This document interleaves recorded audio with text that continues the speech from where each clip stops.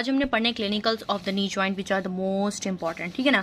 Clinicals दरअसल ये सारे क्लिनिकल्स हमने हेडिंग मैंने बना दिया है, अब इनको एक एक करके डिस्कस करेंगे। सबसे पहले हमारे पास आता है ओस्टियोआर्थराइटिस। ओस्टियोआर्थराइटिस क्या होता है? हमें पता है हमारा जॉइंट जो होता है वो हाइलिन कार्टिलेज से लाइन कर रहा होता है। हाइलिन कार्टिलेज जाहिर सी बात है एज के साथ साथ वो वीक होता रहता है, वो डिजनरेट होता रहता है। वो क्यों डिजनरेट होता है? कुछ हमारे पास ना ओस्टियोफाइट्स होते हैं। ओस्टियोफाइट्स दरअसल हमारे पास बोनी लम्स होते हैं। बोन यानी बोनी, हम सब कह लो बोन आउटग्रोथ होती है, यानी बोन कहीं से मतलब बोन की आउटपोचिंग हो जाती है, बोनी लम्प्स बन प्रोड्यूस हो जाते हैं हमारे पास बोन पर, जिसकी वजह से आर्टिकुलर एंड्स पर प्रोड्यूस हो जाते हैं, जिसकी वजह से हाइलिन कार्टिलेज डिजनरेट होना शुरू हो जाती है और मूवमेंट्स जो हैं वो पेनफुल होती रहती हैं, ठीक है। उसके बाद हमारे पास कहते हैं स्ट्रक्चरली देखा जाए तो जो नी जॉइंट है ना एक वीक जॉइंट है, क्योंकि जो हमारे पास फीमोरल के कॉन्डाइल्स होते हैं ना वो बहुत ज़्यादा बड़े होते हैं as compare to the tibial condyles. मतलब फीमोरल कॉन्डाइल्स जो है ना वो टिबियल कॉन्डाइल्स फीमोरल कॉन्डाइल्स को प्लेस करने के लिए बहुत छोटे होते हैं, यानी उनकी आर्टिकुलेशन इतनी ज़्यादा स्टेबल नहीं होती, क्योंकि टिबियल के कॉन्डाइल्स स्मॉल होते हैं और फीमोरल कॉन्डाइल्स बड़े होते हैं। जबकि फीमोरल, इसी तरह से फीमोरल पटेला के दरमियान आर्टिकुलेशन देखी जाए वो भी इनसिक्योर होती है, वो भी ठीक नहीं होती शैलो आर्टिकुलर सर्फेसिस की वजह से, यानी गहरी आर्टिकुलर सर्फेसिस की वजह से, कम गहरी कह सकते हैं आर्टिकुलर सर्फेसिस की वजह से। उसके बाद हमारे पास आता है मेन जो हमारे पास नी जॉइंट का क्लिनिकल है ना वो बो और नोनी है। बो नी को हम कहते हैं जीनू वेरम, इसका दूसरा नाम है जीनू वेरम, और नॉक नी का दूसरा नाम है जीनू वेलगम, ठीक है ना। अब दरअसल ये क्या होता है, इसमें ये होता है कि बोनी हमारे पास ना बोनी के अंदर, बो का क्या मतलब होता है ऐड, मतलब इसकी एक निमोनिक बता रही हूँ कि इसमें जो हमारे पास थाई है ना, लेग है, वो नॉर्मली एडक्टेड हो जाती है। एडक्टेड एबनॉर्मली क्या हो गई है?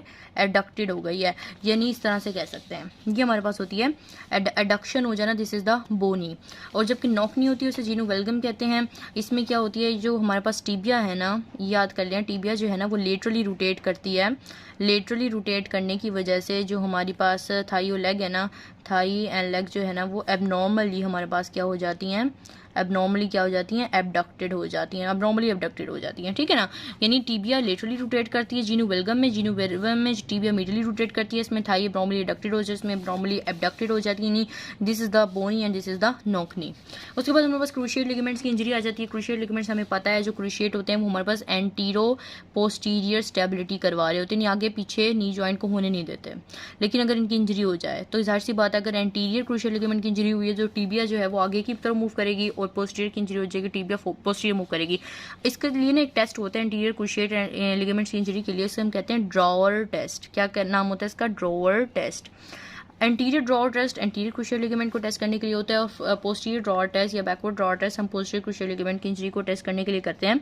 अगर हमने एंटीरियर ड्रॉवर टेस्ट में हम क्या करते हैं, हम थाई को पकड़ते हैं, पेशेंट सुपाइन पोजीशन में लेटा हुआ है, थाई को लिया और लेग को हमने आगे की तरफ मूव करवाया। अगर टीबिया आगे की तरफ मूव कर गई, मतलब tibia as compare to femur, मतलब टीबिया आगे की तरफ एकदम से निकल गई, फीमर वही अपनी जगह पे, टीबिया आगे की तरफ फॉरवर्ड मूव कर गई, तो हम कहेंगे एंटीरियर क्रूशियल लिगामेंट की इंजरी है। क्योंकि एंटीरियर क्रूशियल लिगामेंट की इंजरी इसलिए क्योंकि उसने उसको आगे मतलब एंटीरियर तो उसको आगे की तरफ मूव नहीं होने देता ना, टीबिया को अपनी पोजीशन में रहने देता है। लेकिन अगर टीबिया आगे की तरफ मूव कर गई है, इसका मतलब एंटीरियर साइड पे टीबिया को कोई सपोर्ट करने वाला नहीं है, यानी एंटीरियर क्रूशियल लिगामेंट की इंजरी हो गई है। और अगर टीबिया पोस्टीरियर साइड डिस्प्लेस कर जाए, पोस्टीरियर साइड मूव कर जाए, तो हम कहते हैं कि टीबिया को पोस्टीरियरली साइड को स्टेबल करने वाला नहीं है, तो पोस्टीरियर क्रूशियल लिगामेंट की इंजरी हो गई है। उसके बाद अनहैप्पी ट्रायड, ये क्लिनिकल ये है कि इसमें ये होता है कि हम अगर नी जॉइंट को लेटरल साइड पे स्ट्रक कर दें, knee joint is struck laterally, अगर हम लेटरली स्ट्रक कर दें तो जाहिर सी बात है मीडियल वाली चीज़ें जो हैं वो डिस्प्लेस हो जाएंगी। मैंने मिसाल के तौर पे ये एक चीज़ है, मैंने इसको यहाँ से डिस्प्लेस कर दिया, तो ये वाली चीज़ें भी तो डिस्प्लेस होंगी ना। तो लेटरल साइड पे उसको स्ट्रक करने से हमारे पास सबसे पहले टीबियल कोलेटरल लिगामेंट इंजर होगा, टीबियल कोलेटरल लिगामेंट, उसके बाद हमारे पास आएगा मीडियल मेनिस्कस जो इंजर होगा, उसके बाद हमारे पास एंटीरियर क्रूशियल लिगामेंट। ये तीनों चीज़ें जो होती हैं ये हमारे पास मिडली साइड प्रेजेंट हो रही होती हैं, एंटीरियर भी हमारे पास ये मिडली होता है, तो ये चीज़ें हमारे पास इंजर हो जाती हैं, इसलिए इसे हम ट्रायड का नाम देते हैं, यानी लेटरल स्ट्रक करने पर। बेकर सिस्ट क्या होता है? बेकर सिस्ट में हम ये करते हैं कि बेकर सिस्ट में हमारी जो साइनोवियल मेम्ब्रेन होती है ना, साइनोवियल मेम्ब्रेन, ये क्या याद रखिएगा? Synovial membrane. साइनोवियल मेम्ब्रेन जो है ना वो पीछे वाली नी जॉइंट की पोस्टीरियर साइड पे फूल जाती है, बाहर निकल आती है। साइनोवियल मेम्ब्रेन है पीछे वाली साइड पे ना बाहर निकल आती है, यानी हम कहते हैं कि जो नी जॉइंट है ना, मिसाल के तौर पे ये नी जॉइंट है, तो पीछे वाली साइड पे ना हमें एक हमारी स्किन जो है ना थोड़ी सी उभर आती है, तो हम कहते हैं कि यहाँ पे सिस्ट प्रोड्यूस हो गया, जिसे हम बेकर सिस्ट कहते हैं। उसके बाद मीडियल मेनिस्कस की इंजरी ज़्यादा क्यों होती है? क्योंकि ये टिबियल कोलेटरल लिगामेंट से बहुत ज़्यादा टाइटली अटैच होती है। आपको मैंने इस डायग्राम में भी दिखाया था, देख सकते हैं आप, ये जो मीडियल कोलेटरल लिगामेंट है, ये टिबियल कोलेटरल लिगामेंट, ये मीडियल मेनिस्कस से टाइटली अटैच है। इसकी टाइटली अटैच होने की वजह से जब भी हमारे पास टिबियल कोलेटरल लिगामेंट का अगर थोड़ी इंजरी हो जाएगी तो मीडियल मेनिस्कस की भी साथ होगी, क्योंकि टाइटली अटैच है। जबकि जो लेटरल है वो टेंडन ऑफ पोप्लिटियस की मदद से सेपरेट है। लेटरल मेनिस्कस जो है वो टेंडन ऑफ पोप्लिटियस की मदद से फिबुलर कोलेटरल लिगामेंट से सेपरेट है, जबकि मीडियल जो है वो टाइटली अटैच है। उसके बाद aspiration of the knee joint है। एस्पायरेशन यानी नी जॉइंट में नीडल इंसर्ट करने के लिए, कोई चीज़ निकालने के लिए, कोई अगर हमने फ्लूइड वगैरह निकाल के नी जॉइंट को असेस देखना है कि एग्जामिन करना है, तो एस्पायरेशन हम पेटिला के किसी भी आइदर साइड पे करते हैं, यानी either side of patella, lateral side पे, मीडियल साइड पे हम कर रहे होते हैं एस्पायरेशन। उसके बाद ये तो हमारे पास इंपॉर्टेंट लिगामेंट्स थे, मतलब इंपॉर्टेंट टेस्ट है, सॉरी क्लिनिकल्स थे। इसमें सबसे इंपॉर्टेंट जो आपको है क्रूशियल लिगामेंट्स की इंजरी है।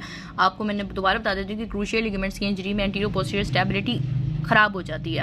यानी अगर एंटीरियर स्टेबिलिटी खराब हुई है तो हम कहेंगे एंटीरियर क्रूशियल लिगामेंट, और अगर पोस्टीरियर स्टेबिलिटी खराब हुई है तो हम कहेंगे पोस्टीरियर क्रूशिएट लिगामेंट इंजर है।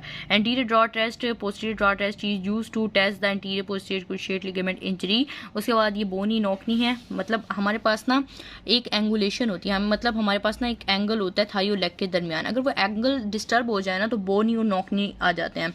मतलब एंगल, अगर हमें कहूँगी एंगल जो है वो इस साइड पे शिफ्ट हो गया है, मतलब हमारी लेग जो है वो अंदर की साइड शिफ्ट होगी, यानी मीडियली रोटेट हो रही है टिबिया, तो हम कहेंगे दिस इज द बोनी। ठीक है ना, ये हमारे पास होगी बोनी। और एंगल जो है ये बाहर की साइड पे हमारी लेग हो गई, एंगल इस तरह से, नेक हमारी इस तरह से हो गया, तो हम कहेंगे इसको नोकनी। तो ये हमारे पास ये भी इंपॉर्टेंट क्लिनिकल्स हैं।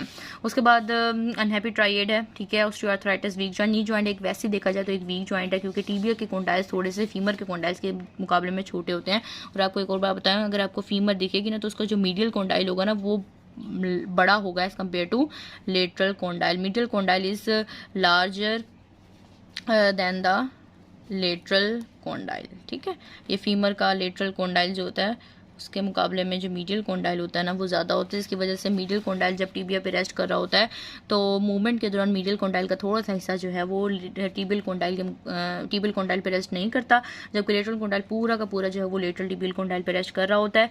इसी वजह से हम, अगर हमने जॉइंट को लॉक करना है, नी जॉइंट को लॉक करने के लिए मीडियल रोटेशन करवाते हैं, ताकि मीडियल कॉन्डाइल का जो थोड़ा सा हिस्सा टिबिया पे रेस्ट नहीं कर रहा वो भी रेस्ट कर जाए। मिसाल के मतलब इसकी इस तरह से होता है, ये देखें जिस तरह से हमारे पास ये फीमर के कॉन्डाइल्स हैं, ये टिबिया के कॉन्डाइल से आर्टिकुलेट करें, नीचे ये टिबिया। ठीक है, अब ये जो इसका मीडियल कॉन्डाइल है थोड़ा सा बड़ा है सेंस में, इससे बड़ा है, तो इससे हमें क्या होगा कि इसका ये इस तरह समझें, ये this is the medial condyle, इसका इतना हिस्सा टिबिया पे रेस्ट करा, जबकि इतना हिस्सा बाहर की तरफ आउटपुच हुआ है। ठीक है ना, तो इसको भी हम चाहते हैं ये भी टिबिया पे रेस्ट करे, तो हम मीडियल रोटेट करवाते हैं अपनी लेग को, जिसकी वजह से ये भी करता है और लॉक हो जाता है नी जॉइंट। तो ये मैंने लॉकिंग अनलॉकिंग का थोड़ा सा फेनोमेना बताया कि why it is a weak joint. Weak joint से मैंने आपको ये डिस्कस किया। अब clinicals of the knee joint हो गए, ये बहुत इंपॉर्टेंट है। तो दिस